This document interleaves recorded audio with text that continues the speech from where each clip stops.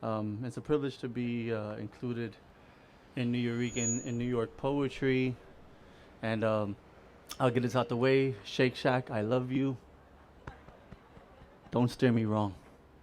So this is called 30 Ways of Looking at a New Yorican. 1. I do not wake up to roosters. I wake up to construction sites and exhaling buses. 2. English was fed to me by my television babysitter. 3. I barely know what oceans look like. Orchard Beach and Brighton Beach do not count. 4. Rice and beans are in cans. I know how to grow culture, but barely any food. 5. My skin is pale. My cousin's skin is black. We are called white boy and negro at the same time at the same table. 6. I do not know how to hotwire a car. 7. I have a fear of needles, so being a junkie is out. But being a thief, sometimes. 8. I have more books than clothing. 9. As I remember it, I've been called Jewish more times after turning 21 for whatever reason. 10. I do not believe in haircuts until I cut my hair again. 11. When riding the train, everyone can be New Yorican, but most are New Yorkers. 12. I once got lost in Queens. 13. I once walked into a riot and immediately walked out. 14. Excelsior. 15. My son and I watch Batman cartoons all day. 16. People make fun of me for not knowing how to drive. Then they visit New York and they completely understand why. 17. Police have stopped me for being too out of place and I was standing in front of my building. 18. When in London, searching for a Puerto Rican flag is like trying to find a needle in a brick wall. 19. Spanish does not make you New Yorican. English does not make you New Yorican. 20. New Yoricans dance in their sleep. 21. Pedro, Papoleto, Miguel, Sandra, Luis, Jorge, Tato, and Bimbo once walked into a bar and performed magic. Performed beautiful magic. 22. My obituary is not written yet. 23. When I returned to Puerto Rico, everyone stared at me when I spoke. 24. New Yoricans look like everyone's. New Yorican look like no one. 25. My son was born in Chicago, lived in Harlem, moved to Detroit, is Puerto Rican and Irish, but I keep his heart in the Bronx. 26. I am like every Puerto Rican. I am not like every Puerto Rican. 28. In the middle of the bandera is the heart of a New Yorican, Ax Betances. 29. El Mojro is tattooed in every New Yorican heart chamber. 29. The New Yorican and the Puerto Rican walk into a bar and they both order a Cuba Libre. 30. Patria, sangre, libertad.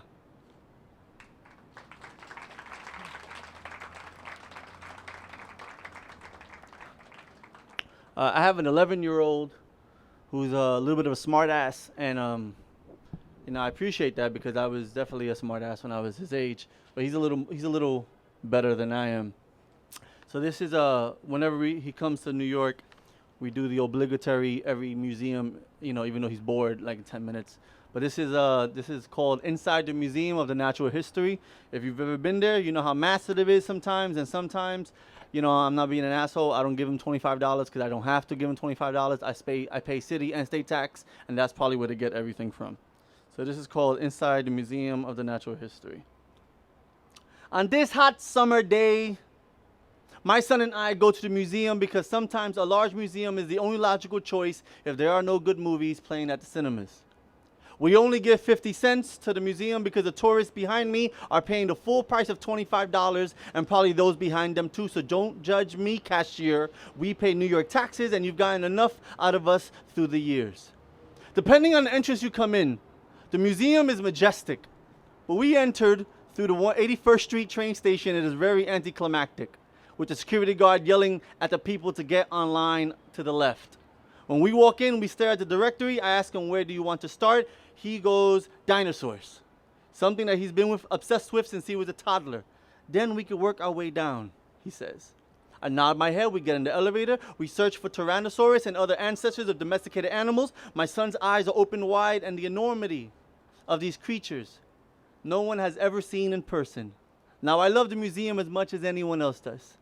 but the Museum of Natural History is a survival strategy game on who can get out of the way fastest and say excuse me the less when trying to go through these aisles. We work our way through with a minimum of 27 excuse me's and 44 bumps into me's by people who aren't watching where they walk.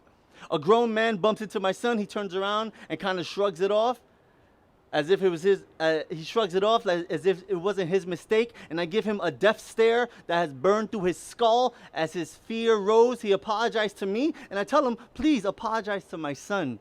This has nothing to do with me. We walked through rural America, but not actual America. Biodiversity, but not cultural diversity. Environmental halls, but not environmental climate change. Human origins and fossils, but not current events or human conflict. Ocean life, but not ocean corporate destruction. Birds and more birds, but not New York City pigeons. Reptiles and amphibians, like snakes in Congress. African people and rare gems, but not blood diamonds. From Africa's from slavery and colonization. Primitive mammals, like Republicans. Vertebrates and spineless animals, like politicians, Mexico and the celebration of its culture, but no talk of American imperialism, stealing countries, or the negative outlook of forced immigration to a country's inhabitants due to war, invisible borders, Central America, but there's no word on how many coups the United States have funded in the last 50 years, mammals of every kind, meteorites that have fallen from the sky that is so fucking important too, North American forests, Pacific Indians, Plain Indians, Woodland Indians, Northwest Coast Indians, South American peoples, because the word indigenous might have been too long to use for all that as one. No mention of the Amazon destruction, because corporations who are funding these exhibits are the ones constantly trying to tear it down. North American mammals, not including donkeys or elephants, because who really cares about Democrats and Republicans and this big blue whale in the middle of the large room? And my son has asked me so many questions, and I try to give him all the answers. And I also told him, soon, you, my young little animal liberationist, you will have to make your own decisions. And you will look at these institutions that may not include any of us in their documentation until we are dead, and that's when all the things I tell you will make sense. Why fast food pizza costs more than a cup of celery and grapes, or why people look at you strange for donating to a dog shelter. You'll see how this world works sometimes against you. So if you remember your principles and remember to look up once in the blue, because one day a meteor will fall out the sky. And you want to be ready because everyone else will have their heads in their phones and you'll yell to them to hurry to safety. But being the primitive animals like Donald Trump as they are, they'll wipe them out or get them put in a museum. Thank you.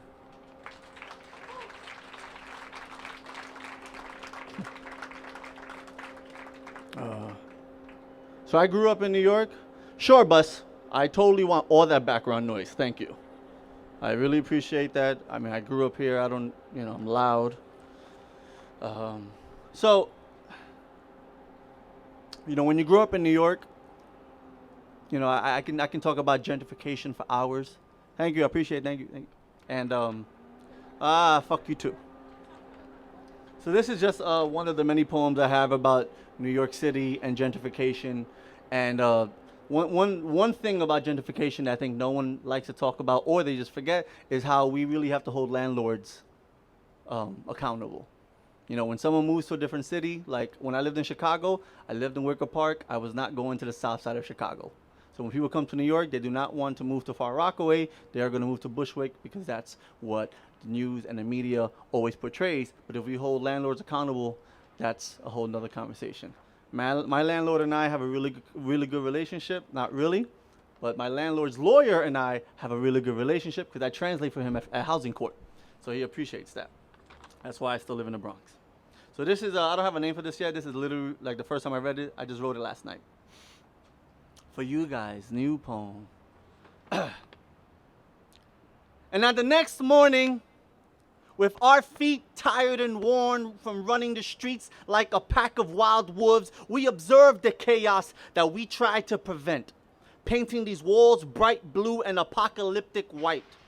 Scarred and beautiful on corners where we write our brother's name in memorial, where distance is never an issue, where we see the sunrise in Battery Park and walk up Broadway until we reach Fort Tryon for the sunset. We leave secrets and codes on the corners for the next generation. We tighten up when we hear the sirens, stare at the officer in the cop car. It's a game of truth or dare. Who flinches first? Who curses first? Who has less desire of their lives? This is no kingdom of nobility. In these late hours of cowardice, we might get our jaw broken, life taken. During a breakup of a house party, there are no noble knights here, but cowards that hide behind metal. And this granite and concrete that we've been built from the ground up has our fingerprints all over it. And with these hands, we created purpose, created hope in the face of oppression and racism, told our stories on the block, at the party, on the microphone. We created a new tradition based on old tradition while they practiced old oppressive traditions and left us to die. And we're mad when we didn't. And we multiplied by the dozens, then by the hundreds, then by the millions. In these hoods, they thought that would kill us. But we have this concrete spirit of survival, and we know concrete. We know cinder block because you ran to the suburbs and traded these skyscrapers and monoliths for cookie cutter towns. Now, you want to buy your way back into the city you left for dead. Found out that we, undesirables and delinquents, made the city so fucking beautiful that you needed to be a part of it. Told the rest of the world to use their capitalism to buy a piece of this landscape and support billionaires' pleas to make New York beautiful again. But they did not make New York beautiful in the first place. We created beautiful things from the murk and mud and crack and liquor and transformed it into beat and rhythm, dance and art. Now you want to experience it while we were left for dead. 100 times over. We've recreated, resurrected, and reinvented our fate and lost a lot of people along the way, and we're still here, undeniably. Still searching for God in the traffic lights, still wandering in this metropolis until we find meaning, still hiding in the shadows to save ourselves because we've been killed in broad daylight. So when we defend Brooklyn, defend Uptown, defend the Bronx, defend Queens and Staten Island, which was completely forgotten until someone renamed it the slums of Shaolin. Believe it or not, there are times when we are innocent of the things accused of us. And there are times when asking one of us a question instead of an assumption will change your view. We grew up too fast, stole our childhood back, didn't know how to be adults, and learned that this city does not let you grow old gracefully. And we just want to speak for our dead and our futures. Rendezvous on street corners where buildings and bridges and street names have been changed and rebuilt. Our body language will tell you everything. We keep our tongue sharp, our wits quick. And while you move in, we'll never give up the secrets that this New York dream that you're trying to live in has long been dead. So with every condo and every residential monster built in the name of progression, we observe the chaos that we try to prevent. We write New York City names on corners for memorial.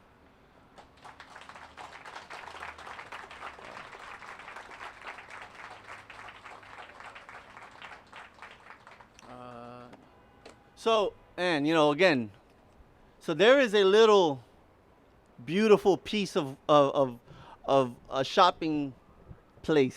It's a store. I could just say a store. It's on Flatbush and Bergen. And it was this comic book shop that I had the privilege of helping out when they first opened 6-7 years ago. And this is before the monstrosity of Barclays. This is before Brooklyn has completely been wiped out by billionaires.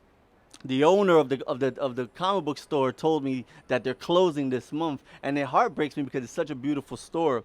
And I wrote a poem about them because here's these two New York cats, these two older white folks around my age, whatever. And his wife had, she asked me once, did I think they were supporting gentrification? So this was my response to that. It's called Ode to Bergen Street Comics. By the window, I can catch the Brooklyn wind rushing in, dodging the cars.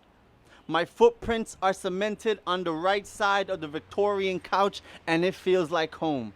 Every Wednesday, I and every dreamer walk up Flatbush, make a right on Bergen, and go inside for new books.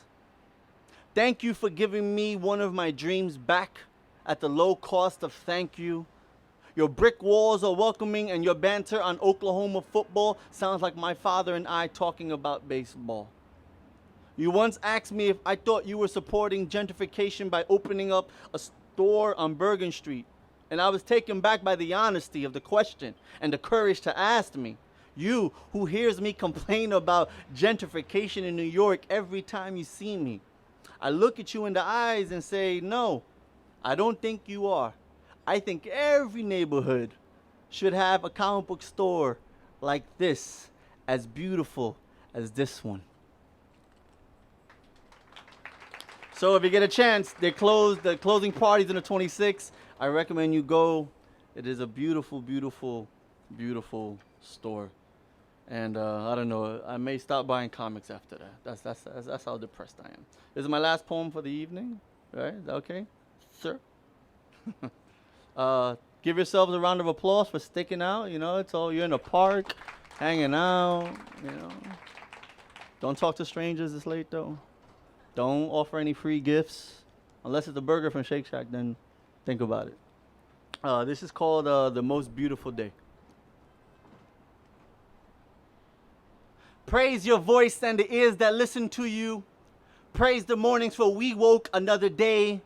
Praise the beds you sleep in, they should not be ignored. Praise the walls that hopefully keep you safe, if not right on them. Praise the food that is in your kitchen and the love that it is made with. Praise the books you own. Praise the gasoline of your life. Praise every smile you collect today. Praise every compliment given to you. Praise your mother for her love and flaws. Praise your father for his flaws and love. And praise the birth of every conversation. Praise the oceans, the rivers, the lakes, and the streams, but not bottled water. Praise the trains and planes for escape. Praise the sun and moon for the eternal dance. Praise poetry for its life-saving ability. Praise every piece of currency ever held in your hand, but not capitalism. Praise the faith that you are searching for. Praise the days when we share space. Praise your environment, for you are a product. Praise the music we make love to. Praise the moments we keep to ourselves, they are ours. Praise for the skyline of our body, the tunnels of our bones. Praise the silence of sleep, the science of dreams. Praise the beauty of hellos, the optimism of goodbyes. Praise for reaching the miracle age of myths. Praise for fatherhood. Praise my son for being the greatest boy ever and the hope that he gives me. Praise my family, my friends, my peers, and my mentors. Praise my enemies, my haters, and my detractors. Praise the years 13, 19, 27, and 37 years old, because I am all four right now. Praise that I am the sum of 13,000 days. Praise the shoes on my feet. Praise the moments of joy that we experience and the tears that we hide. Praise the servants and not the service. Praise your path, your walk, your observation, and your introspection. Praise all the words in your life, because words are beautiful. Praise the drum, the bass, and the guitar. Praise the blood witches and their spells. Praise the beauty of reinvention. Praise the simplicity of your life. Praise our dedication to each other. Praise our willingness to be honest with each other. Praise our ability to be weak amongst ourselves. Praise our tenacity to work on our love. Praise our humility. Praise your vivaciousness. Praise Neruda, Lorca, Ginsberg, and Pietri. Praise the poems that shaped me. Praise the streets that raised me. Praise the people that taught me. Praise the graffiti on the walls. The 5 boroughs of New York. Praise all the places I never got caught stealing from. Praise the people I've broken bread with. Praise your ability to hear, to see, to talk. Praise your ability to be humble. Praise your ability to be grateful. Praise your feet, your eyes, your hands, your mouth. Praise your heart, your beautiful heart. Praise this moment, because it is the most beautiful moment. Praise this moment, because it is the most beautiful moment. Praise today, for we are here together. Praise today for the stories that we share. Praise today for the laughter that we hear. And praise today because we are alive. And praise today for the most beautiful day. Thank you. Good night.